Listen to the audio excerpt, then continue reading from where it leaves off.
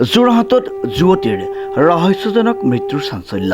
উল্লেখযোগ্য যে যোৰহাট জিলাৰ ৰৰৈয়া আৰক্ষী চকীৰ অন্তৰ্গত পকামুৰা অঞ্চলৰ নপমুৱা গাঁৱৰ অন্বেষা শইকীয়া নামৰ এগৰাকী 18 বছৰীয়া যুৱতীৰ যোৰহাট চিকিৎসা মহাবিদ্যালয়ৰ চিকিৎসালয়ত ৰহস্যজনকভাৱে মৃত্যুক সাৱটি লোৱা সৃষ্টি হৈছে তীব্ৰ চাঞ্চল্যৰ। তাৰপিছত কালি মানে তাই পাছবেলা ঘৰৰ পৰা আহিছিলে, ঘৰৰ পৰা বজাৰলৈ বুলি আহিছিলে। তাৰপিছত বজাৰলৈ বুলি আহি পেলাই লগৰ ছোৱালী এজনীৰ লগত আহিছিলে, মনালিছা বুলি কয়, তাৰ সম্পূৰ্ণ নামটো মই নাজানো, এতিয়া পুলিচে সন্ধান কৰি আছে। তাৰপিছত আহি পেলাই 8:30মান বজাত ঘৰলৈ আহিব খুজিছে। ফোন কৰি লত বোলে ঘৰলৈ গৈ আছোঁ, পামগৈ আৰু ঢাপকটা ওচৰত পাইছে বুলি কৈছিলে।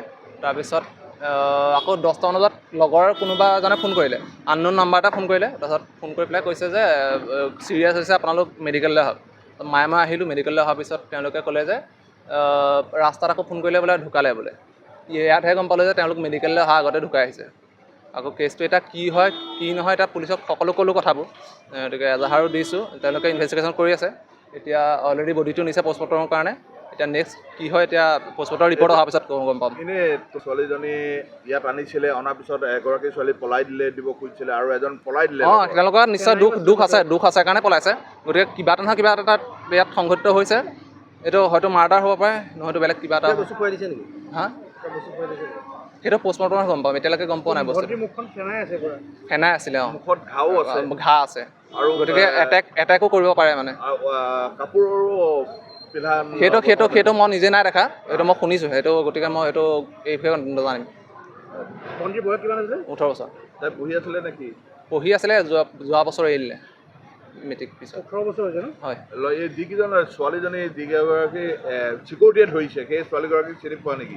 আমি আগতে লগ নাই পোৱা, চিনি নাপাওঁ। আৰু পলাই যোৱা ল'ৰাজন কাকোৱে চিনি নাপাওঁ। সিহঁতৰ নাম্বাৰবোৰ আছে, মানে নাম্বাৰ ফোন কৰিলত গম পালোঁ নামবোৰ, কিন্তু আগতে আমি সিহঁতৰ সৈতে কণ্টেক্ট নাই তেনেকুৱা। এতিয়া আৰক্ষীয়ে এজনক দহাবা চুকত বিচাৰি গৈছিলে ফ্লেটত। তাৰপিছত নাপালে বুলি কোৱা শুনিছোঁ, পলায়ন কৰিছে বোলে। সেই মানুহকেইটাক মই কিন্তু আগতে দেখা নাই, আজি যিকেইটাক মানে ধৰা পৰিছে। ভণ্টিয়ে কেতিয়াবা নিচা কিবা লোৱা কিবা গম পাইছিলা নেকি? আমি তেনেকৈ গম পোৱা নাই, কিন্তু কালি এতিয়া ঘটনাটো কি হ'ল জানো, এতিয়া পষ্টমৰ্টম ওলালেহে গম পাম। এতিয়া পুলিচে ইনভেষ্টিগেশ্যন কৰিছে, এতিয়া তেওঁলোকেহে জানিব। যদি ওলাই নিশ্চয় ওলাব লাগে, এনেকুৱা বস্তু যদি গেং আছে ধৰিব লাগে তেওঁলোকক। জানিব পৰা মতে অন্বেষা শইকীয়া নামৰ যুৱতীগৰাকী শনিবাৰে বিয়লি ঘৰৰ পৰা ওলাই গৈছিল বজাৰ কৰিবলৈ। বহু দেৰিলৈকে যুৱতীগৰাকী ঘৰলৈ ঘূৰি নহাত পৰিয়ালৰ লোকে যোগাযোগ কৰে যদিও কোনো ধৰণৰ সন্ধান পোৱা নাছিল। চিন পাইছোঁ মানে তেজ পূৰা পৰি আছে আৰু এই মুখত এইকণত মানে এনেকৈ ইয়ালৈকে পূৰা দাগ এটা আছে। তাৰপৰা ইয়াত চকুটো ফুলি আছে, ইমানটো ঘুচা মৰা চিন আছে। এনেকুৱা মানে হেৰি টাইপৰ 5 টাইপৰ বস্তুৱে মাৰিছে, মানে তেজ ওলাইছে।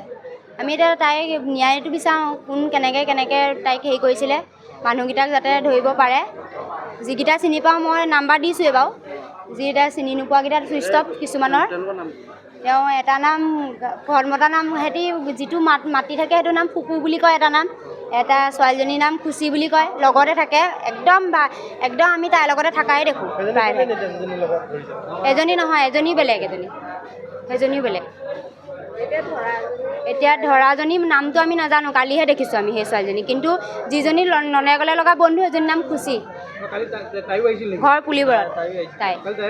তাই কালি আহি পেলাই বডিটো থৈ গৈছেহি, কিন্তু তাই পলাই দিলে বডি থৈ পেলাই। কিন্তু নিশা প্ৰায় 10 বজাত যুৱতীগৰাকীৰ পৰিয়ালৰ লগত এজন যুৱকে যোগাযোগ কৰি জনায় যে অন্বেষাক যোৰহাট চিকিৎসা মহাবিদ্যালয়ৰ চিকিৎসালয়ত ভৰ্তি কৰা হৈছে। পৰিয়ালৰ লোক চিকিৎসালয় পোৱাৰ পূৰ্বে যুৱতীগৰাকীয়ে মৃত্যুক সাৱটি লয় বুলি জানিব পৰা গৈছে। সুস্থ শৰীৰে ঘৰৰ পৰা বজাৰ কৰিবলৈ যোৱা যুৱতীগৰাকী কি কাৰণত মৃত্যু হ'ল সেয়া ৰহস্যৰ আৱৰ্তত। চলিহা বুলি কয় সেইকণ, কিন্তু মই ডিটেইলছটো এইবোৰ নাজানো। শুনিছোঁ এই এক্সিডেণ্টটো হ'ল, মেডিকেলত ডেথ হ'ল, এনেকৈ সেইটোহে গম পাইছোঁ। কিহৰ কাৰণে কি হ'ল ইমানটো নাজানো। আপোনালোকে কি বিচাৰে এতিয়া? ন্যায়ে বিচাৰোঁ আৰু তেনেকুৱা যাতে আৰু অন্য কাৰো এনেকুৱা নহওক। আৰু আজিকালি নতুন প্ৰজন্ম উঠি আহিছে, আজি তাই হৈছে, কাইলৈ আকৌ বেলেগৰ তেনেকুৱা হ'ব, সেইটো নিবিচাৰোঁ। পলাই দিলে বুলি শুনিছোঁ। ছোৱালী এজনী ধৰিলে থানালৈ নিলে বুলি শুনিছোঁ। তাই ল'ৰা আৰু ছোৱালীয়ে থ'বলৈ ল'ৰাকেইটা মাকক আনোগে বুলি পলাই দিলে। ঘটনাৰ সন্দৰ্ভত যুৱতীগৰাকীৰ পৰিয়ালে আৰক্ষীৰ থানাত এজাহাৰ দাখিল কৰিছে।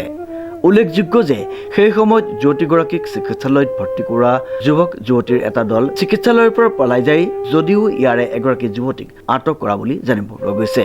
ঘটনাৰ সন্দৰ্ভত আৰক্ষীয়ে পৰিয়ালৰ এজাহাৰ ভিত্তিত চলাইছে তদন্ত।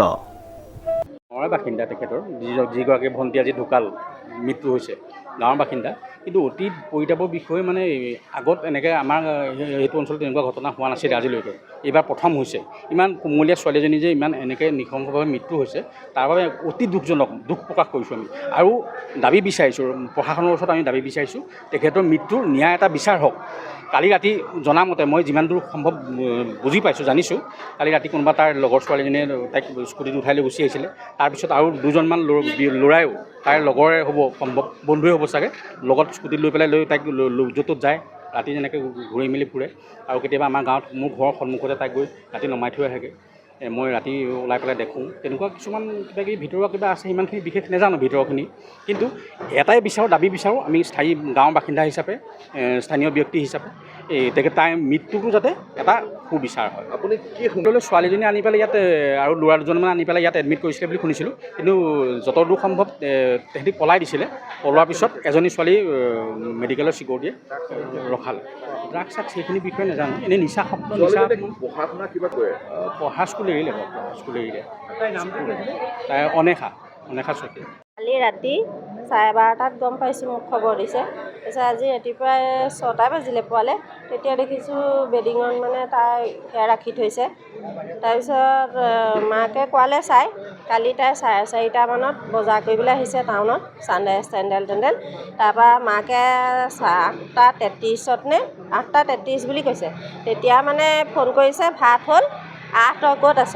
তেতিয়া তাই কৈছে মই গৈছোঁ মা, ৰ। তাৰপৰা নাই 10টা কিমানত নে 10টা বজাত কোনোবা নাম্বাৰ দুটাই ফোন কৰিছে। ফোন কৰি কৈছে আপোনালোকৰ অনেশা চিৰিয়াছ, আমি হস্পিটেলত ভৰ্তি কৰিছোঁ, আপোনালোক ইমিডিয়েট আহক। তেতিয়া সিহঁতি মানে ডবল বৰষুণ জাকত সিহঁতি আহিছে হেনো দেই। আহি পেলাই তাৰপৰা চাইছেহি অলপ দূৰ আহি থাকোঁতে সিহঁতি কোনোবাই ডেথ হৈছে বুলি কৈ দিছে। হা? সেইটো আমি নাজানো দেই। সেইবিলাক খাই বুলিও আমি নাজানো বা কিবা, আমি সেইবিলাক নাজানো। আমি মৰা চিনহে পাইছোঁ। এইটো সন্দেহজনক। এতিয়া আমি মানে আইনৰ ওচৰত উচিত বিচাৰ কৰোঁ, কাৰণ সৰু ছোৱালী 18 বছৰ।